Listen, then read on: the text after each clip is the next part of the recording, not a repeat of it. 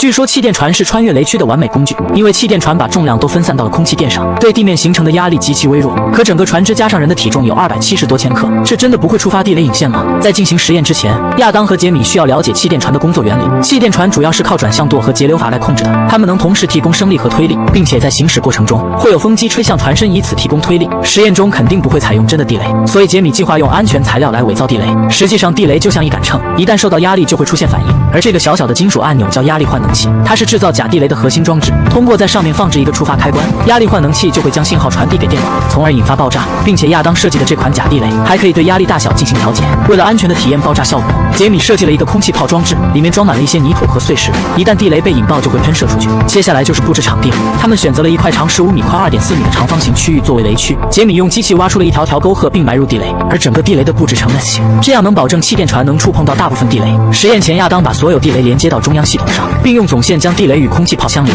这个复杂的设计能让地雷在任何选定的压力下触发。首先，他们把雷区设置成反载具模式，此时触发地雷只需要136千克的压力。在气垫船登场之前，杰米驾驶着一辆1.3吨的吉普驶入雷区，率先踩雷，在轮胎的碾压下，一颗颗地雷也相继爆炸。接下来轮到272千克的气垫船进行测试，还在亚当谈笑之间，气垫船就嗖的一下飘过去了，而地雷竟然一个也没有触发。随后，杰米又以很慢的速度驶过雷区，气垫船依旧毫发无伤的通过了。为了增加实验难度，他们把雷区设置成反步兵模式，这次的地雷触发压力仅为16千克，也就是说人只要轻轻的一步就会触发到地雷。然而气垫船再次安全飘过，不信邪的亚当又在雷区里面转了好几圈，可地雷依旧没有任何反应。这么看来，气垫船确实是穿越雷区的完美工具。为了测试它的极限，杰米把雷区压力设置成了2000克，只需手指轻轻一按就会触发地雷。这次我们的气垫船又能否安然无恙呢？果然没令我们失望，气垫船再次无伤飘过，从始至终一个地雷也没有触发。那究竟为什么气垫船不会引爆地雷呢？根据压强的原理，我们用气垫船的重量除以接触面积，就会得到0.06磅每平方米的压力。然而这种压力是完全不足以触发地雷的，所以气垫船的确是穿越雷区的完美工具。